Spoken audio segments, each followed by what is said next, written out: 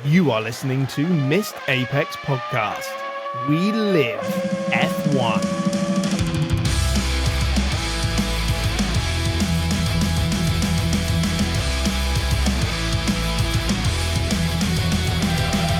Welcome to Missed Apex Podcast. I'm your guest host, Chris Stevens, joining you for a midweek special insight into the physical preparations of Formula One.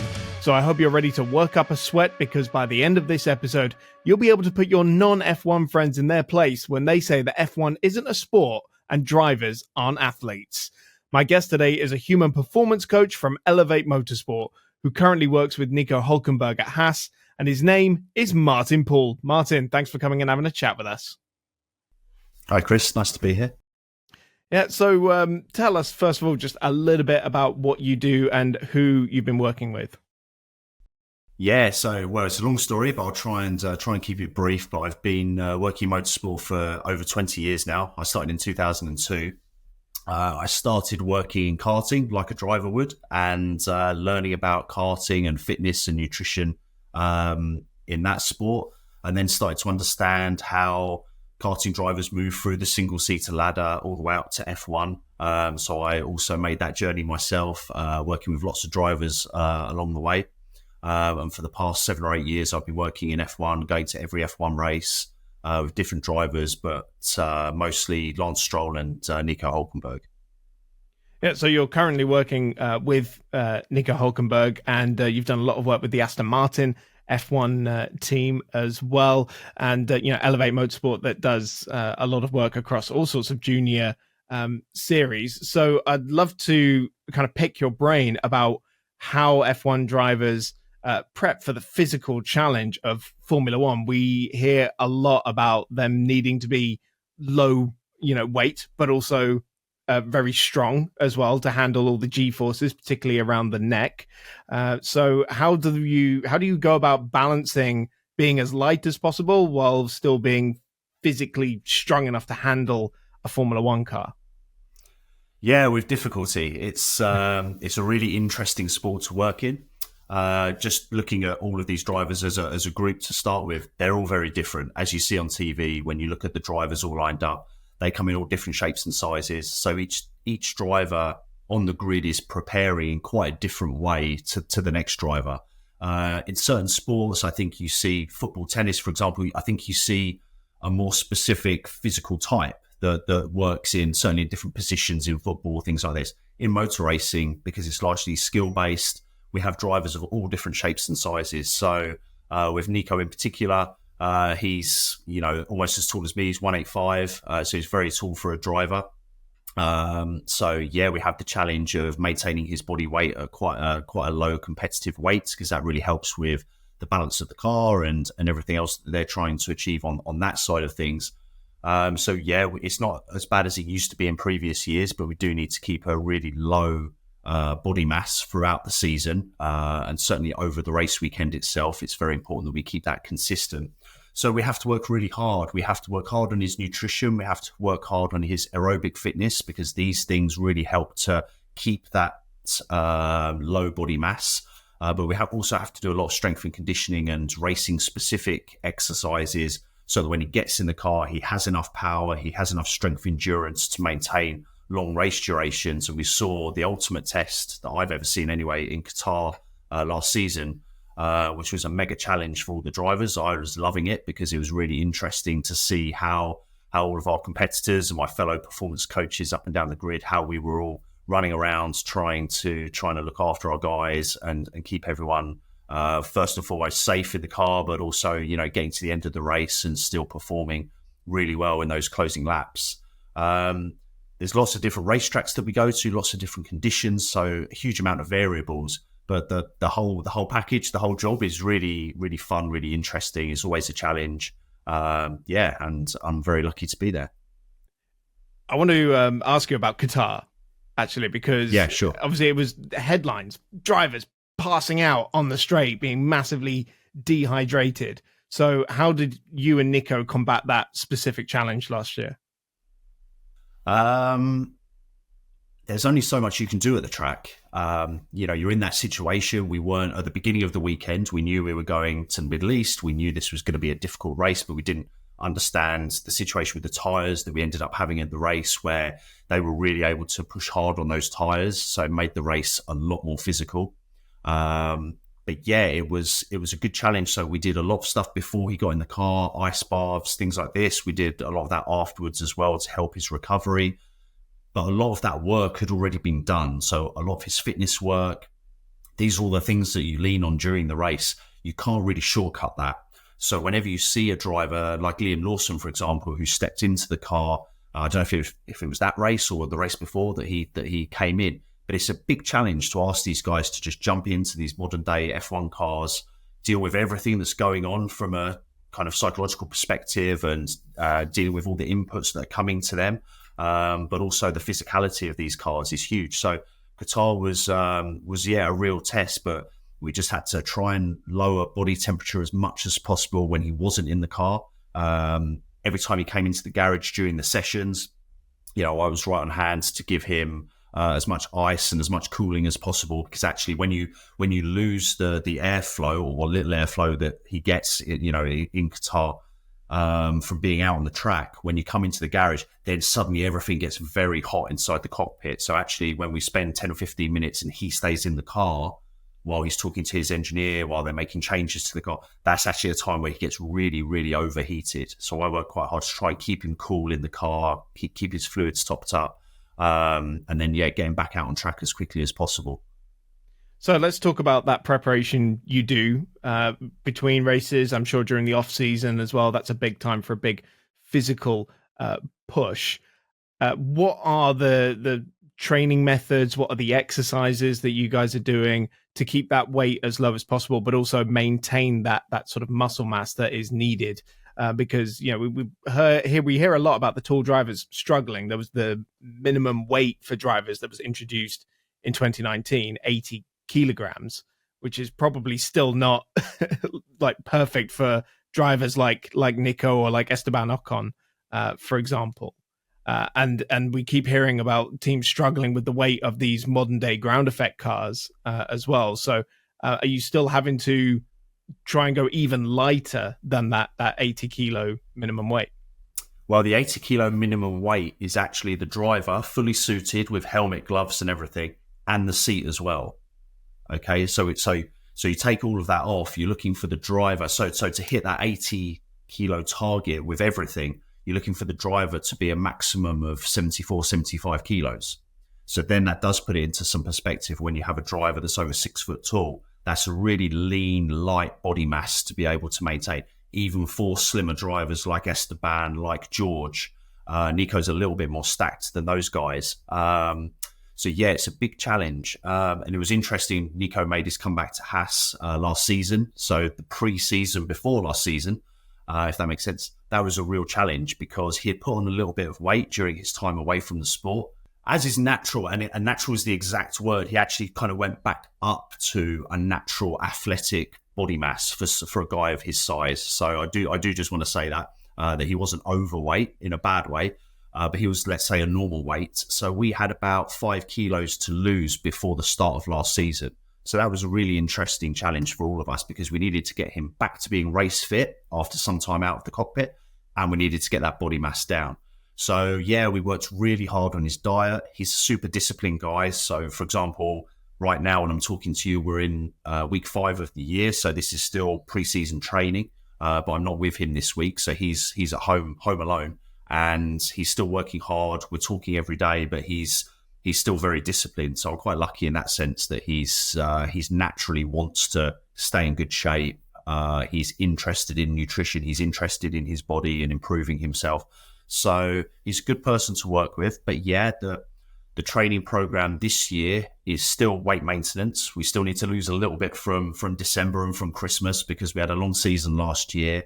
And he obviously has put on a couple of kilos, but we're getting rid of that quite straightforward now in this pre-season. And our emphasis now is on improving his fitness even more than what we had last year and the years prior to that. So we've set some athletic targets. He really likes running, so we've set some good running goals for him to achieve. We're well on our way to doing that, but we also need to do our strength work. He needs a lot of power in his legs, as you mentioned. He needs a lot of core strength, and that comes, your core muscles, they're quite heavy. They're quite dense muscle tissue. So it's all well and good to say, yeah, develop a strong core, develop good abdominal muscles. But for us, that also comes with the burden of quite a lot of extra body weight. So we do need that strength, but again, we need to keep a close eye to make sure we're not putting on too much weight.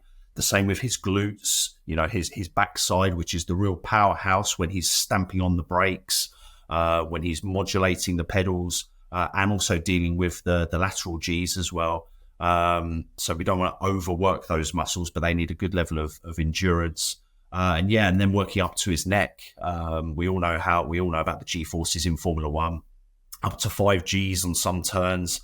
But the one thing I try and tell people who ask that question, yes, we understand that there's lateral Gs, there's braking Gs, but what you don't see from outside the car is how violent it is, and how the vibrations and how he's getting thrown around and how jerky all of these movements are. It's not as nice, smooth 5 Gs being applied to the side of your head, a bit like I do with him when we're training in the gym. It's violent, it's fast, they're impulses. So we try and replicate some of that in the gym, but to be honest, until we get to Bahrain and pre-season testing, that's really when we can start to put the finishing touches to his race fitness, because there's nothing like being in the car. So what are some things you can do to prep for that? I mean, we've seen in some videos from teams where they talk about their fitness, they'll get on those weighted steering wheels, for example, and they'll be cranking them as hard as they possibly can, or they put on the headbands to train the neck as well. Is that what you're doing with Nico, or what other things are you doing with him? Yeah, we're doing variations of those things. He and I have worked together for a long time. We've both tried and tested lots of different methods. Some work better than others, but we always see new things, especially with social media. He comes to me sometimes, look at what this driver's doing. What do you think? We discuss it, or we try it, or we don't. But we've got some pretty good tried and tested methods that work for him. And I have to rely a lot on the feedback that he gives me, because I can guide him on general areas of fitness, but what he feels in the car, only he knows that. And again, I have to stress that what he feels in the car is quite different to what another driver would feel in the car. Nico, for example, wouldn't mind me saying, but he's got quite a long neck, so he's got quite a long lever here. So we feel like he gets the impact of those G-forces a lot more than perhaps a driver who's a bit stockier up in the shoulders and doesn't quite have the same lever. So we do a lot of manual work to work his neck in particular, because he can really guide me with my hands and make sure that I'm applying pressure in the right ways to what he feels in the car. So for us, that's the gold standard of neck training, is for us to do it together rather than using bands or machines or weighted things that are very one-dimensional. I can apply vibrations. I can quickly change angles that I'm applying pressure with him. And we do that as part of our warm-up before he gets in the car in the back of the garage as well.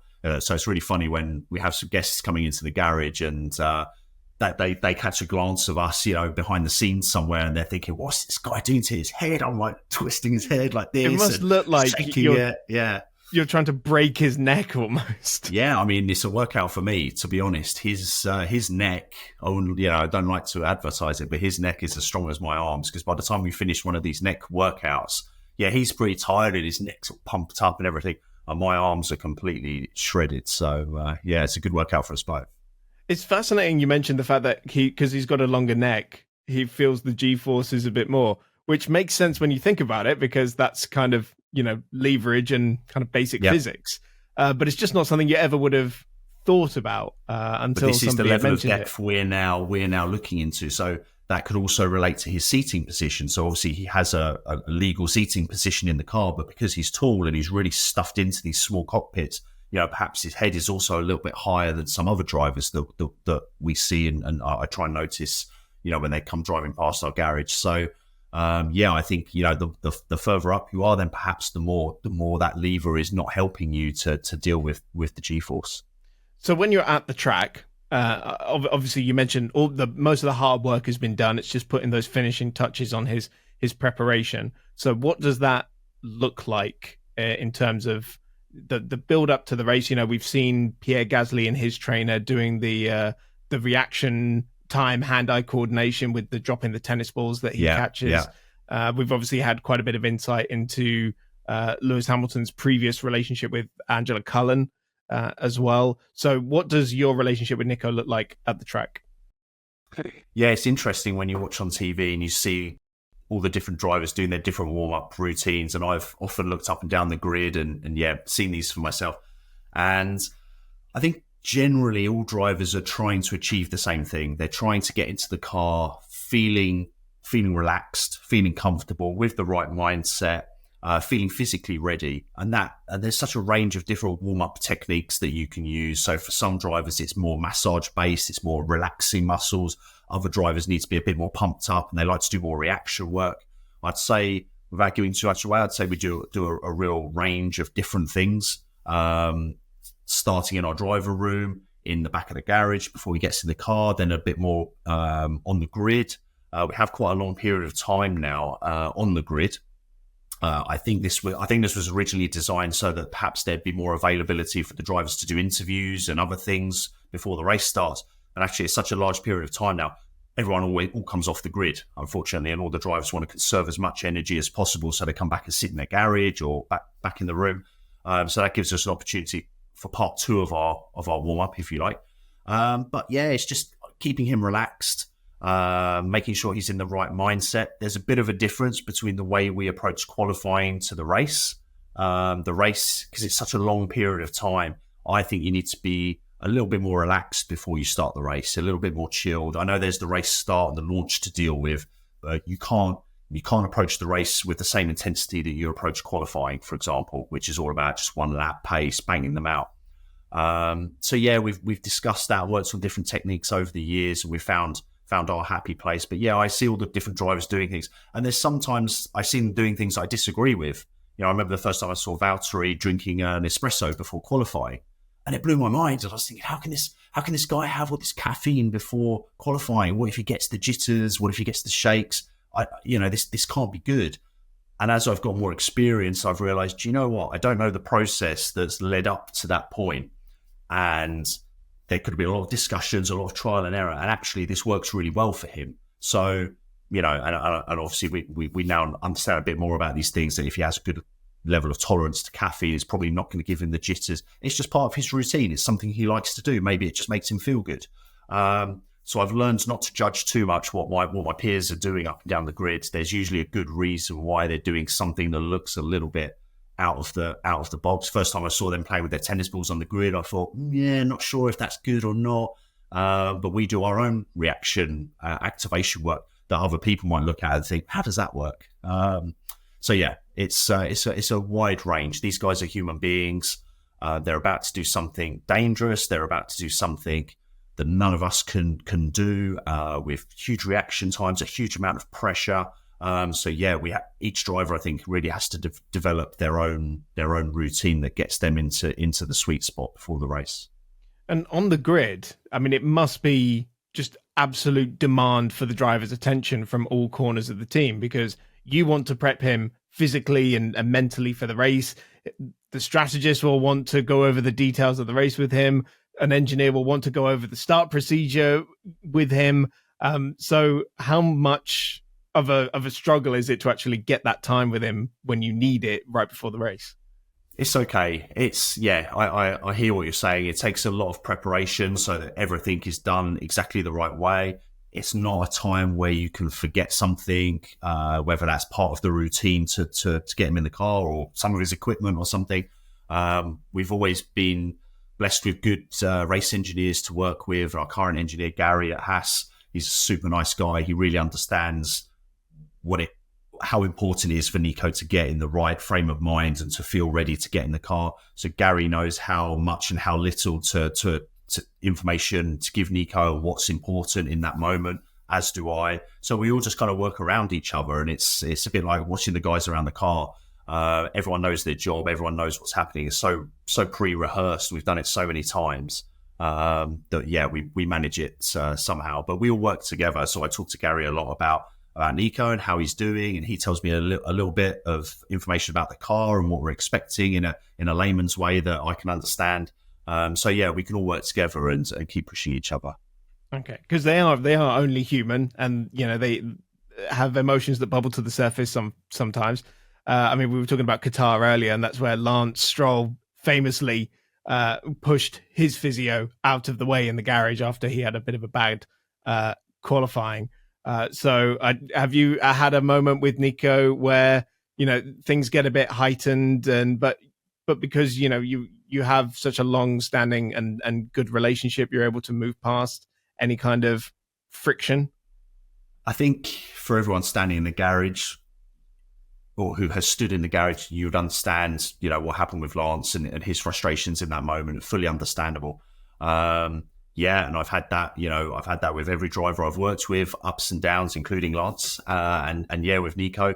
But my approach and often the driver's approach is to always have a good sense of humor about things. We've also spent so much time with each other. I've done over 150 races just with Nico. So I consider him, my younger brother sometimes. I think he's, I know a lot about him. I can often see when he's struggling with something, or if he's a bit angry about something, whether it's caused by me or whether I'm just in the way at that time. So I think I'm quite good at managing that, and sometimes making a joke, sometimes giving him some space, sometimes pushing him a little bit. So it's just getting to know the person. That is part of our job. I wouldn't say we're all experts in sports psychology specifically, but we do know the driver that we're working with. And I see a lot of the other coaches up and down the grid also doing a fantastic job to help keep their guy or girl very focused, very, very just on the balance. We're there, the way I describe it, we're there to provide a platform, in terms of nutrition, in terms of physical preparations, in terms of their mental health. We're there to provide a very stable environment, whether we're one side of the globe or the other. We just want to have this familiar, stable foundation for them to do what they do. What he does on the track, I think is amazing. Some of the stuff he's done in quali, some of the stuff he's done in races, it blows your mind when you see how great he is at what he does. So my job is really to just deal with all the small variables that can sometimes upset the apple cart a little bit, and just keep everything nice and stable for him and give him the platform he needs to do what he does.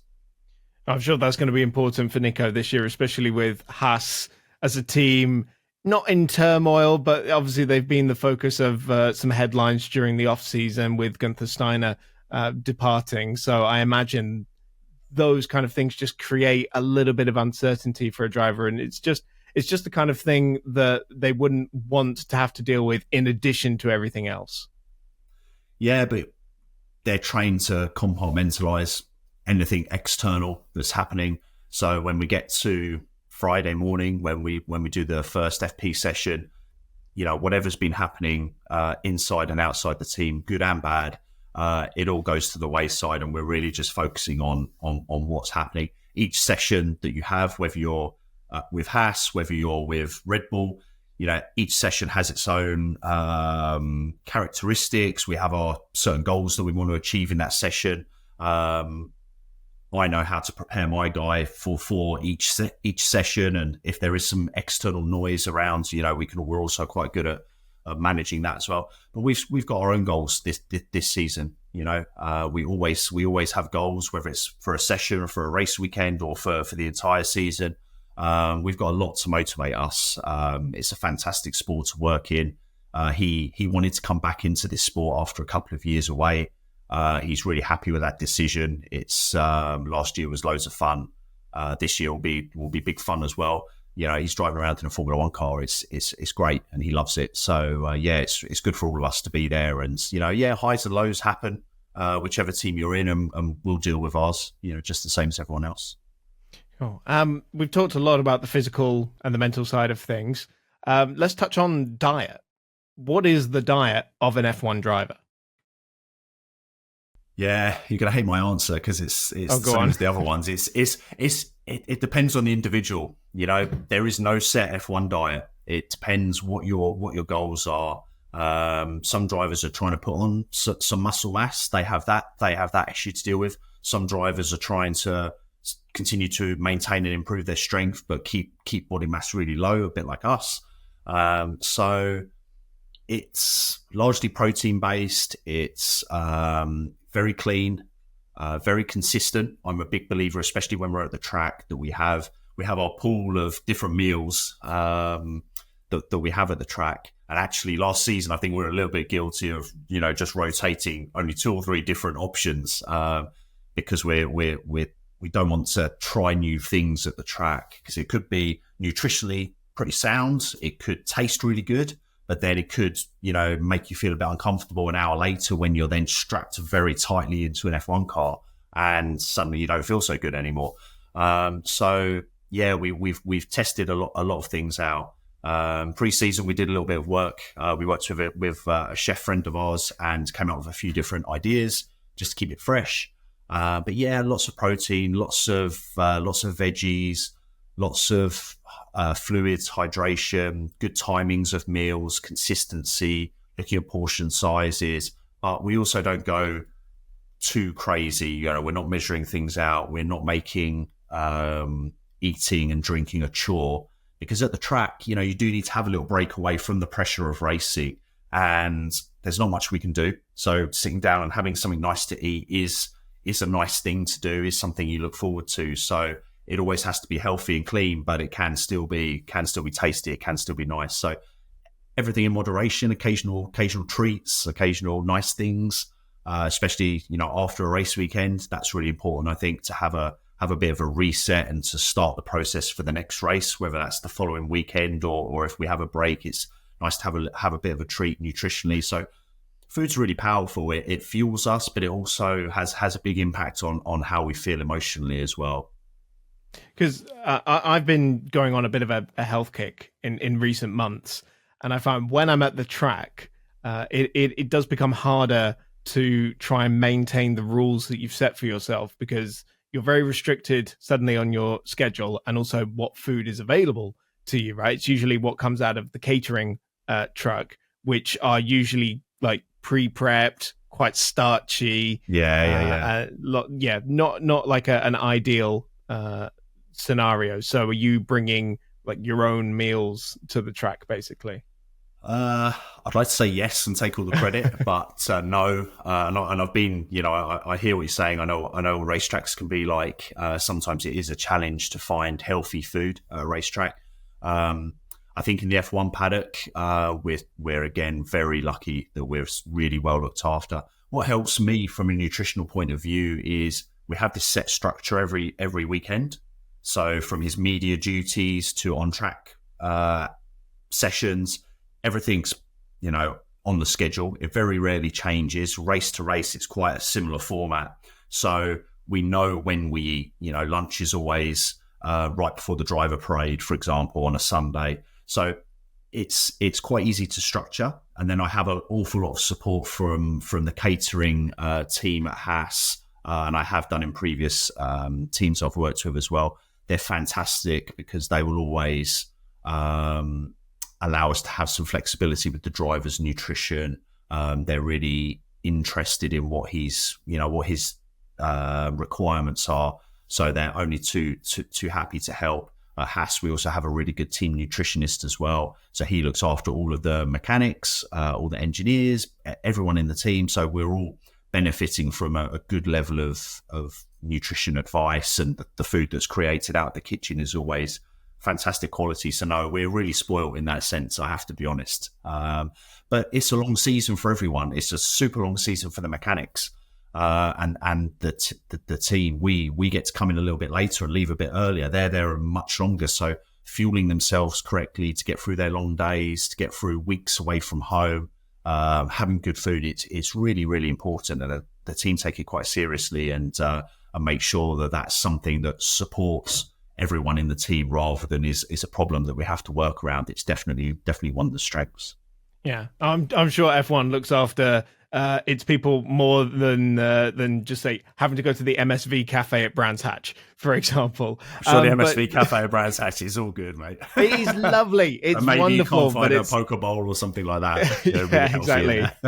Yeah. It's not ramen noodles or anything quite as fancy as that.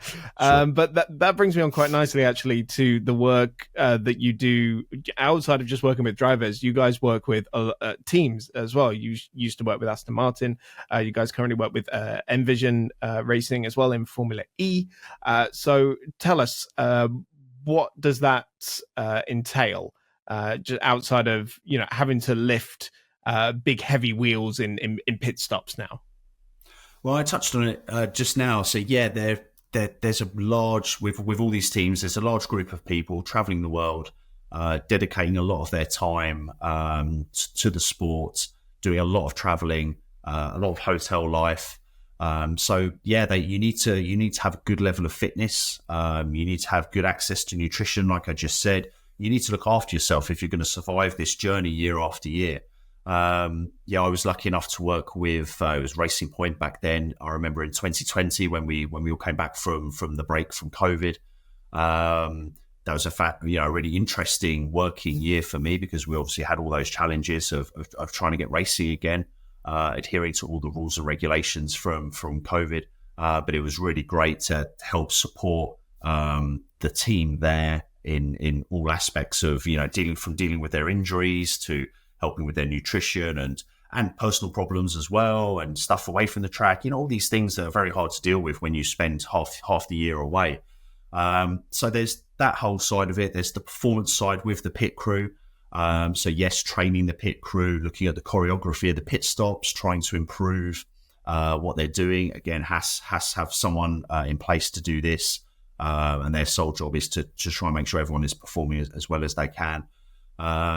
And health, well-being, performance, at the track, kind of everything really. This holistic approach to not just looking after the drivers and the top management of a team, but really understanding how important everybody is in the team and how everybody, needs that level of support if they're going to cope with the, these ever-increasing demands that we see in F1 in terms of more races, longer race weekends, etc. I don't know when, maybe a couple of years ago, they brought in changes to the curfew, so how late the teams could work at the track. And that's a great idea, and it definitely came from a good place, trying to stop people from working too hard.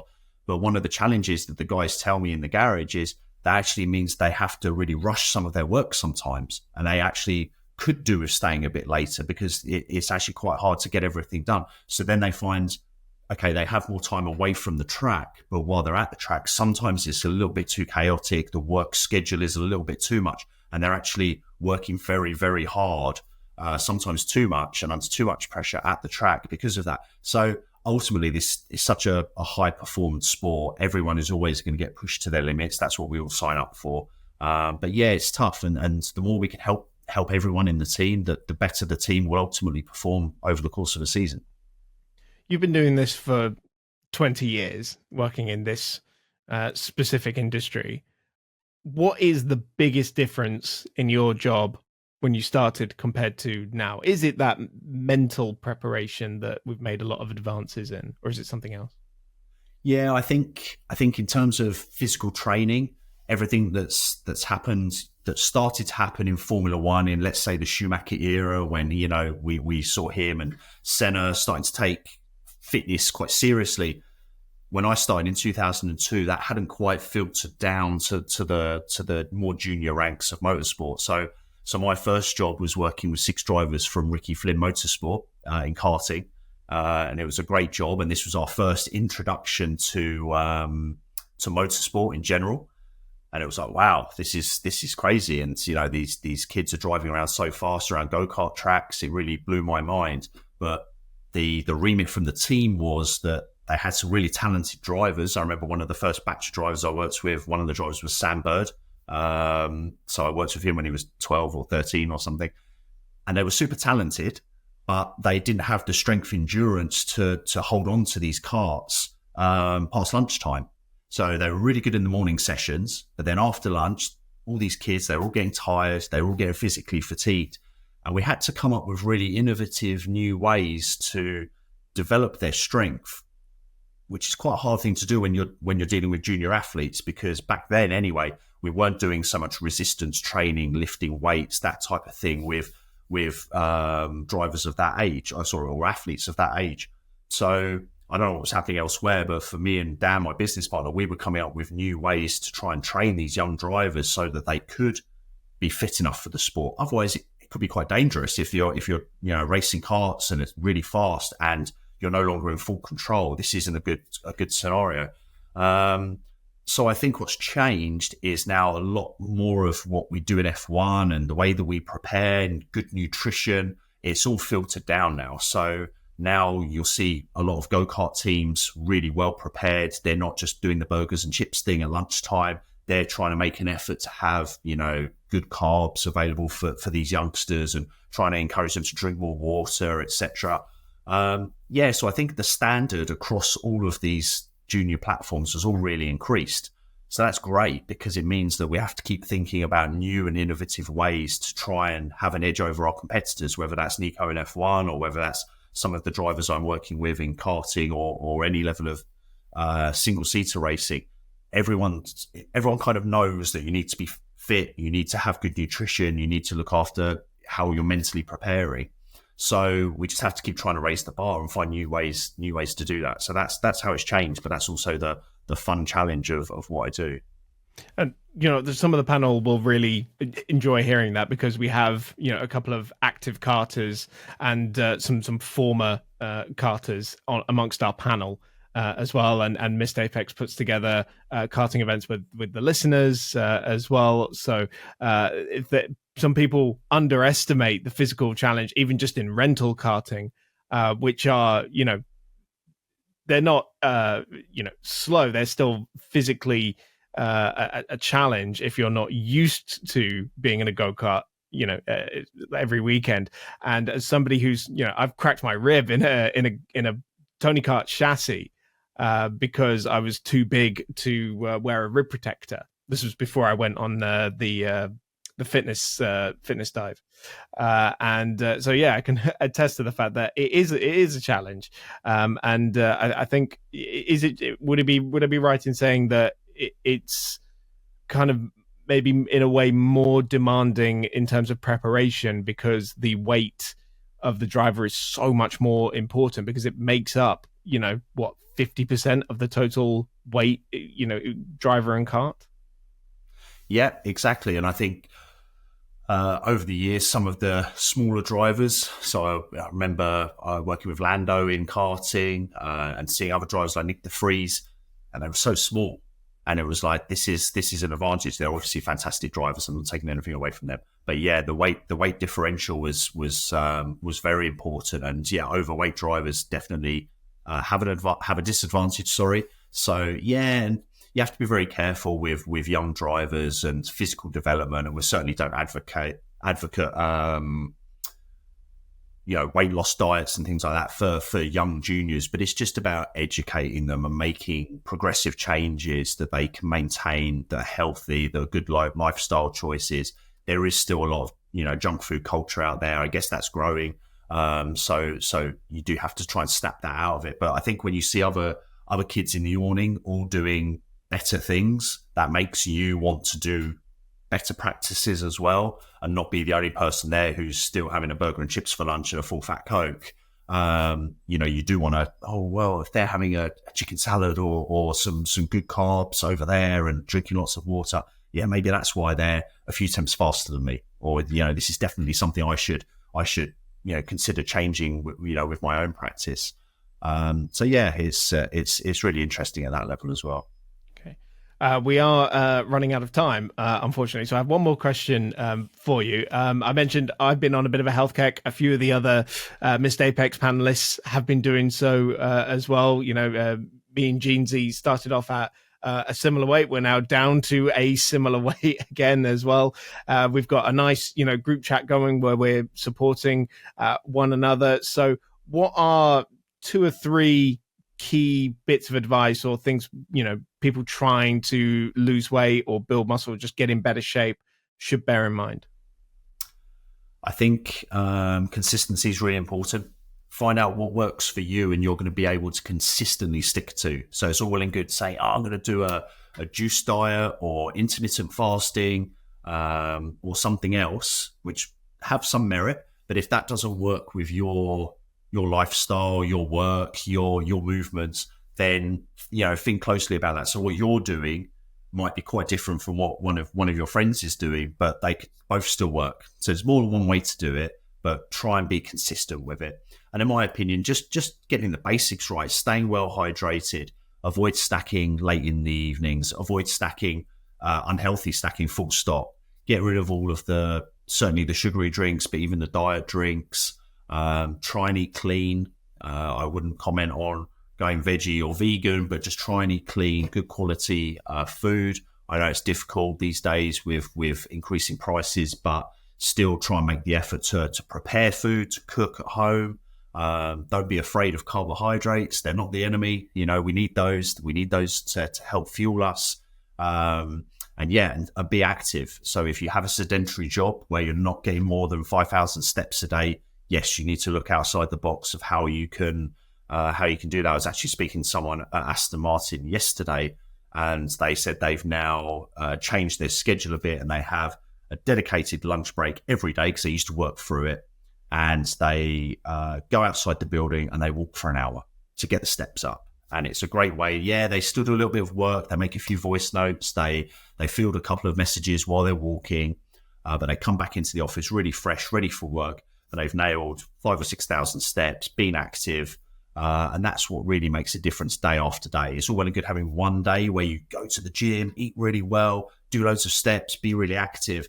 And then that's followed by 3 days of not doing that routine. So don't bite off more than you can chew, but make it as consistent as possible. Martin, thank you so much for all those things, Chris. Yeah, I mean, I've been trying to maintain the schedule. It's been a lot easier since I quit my full-time job and started freelancing. It must be said. Martin, thank you so much for coming and having a chat with us and for offering up your insights into the physical preparations and the mental preparations of Formula One drivers and teams. Where can people catch up with you and Elevate Motorsport online?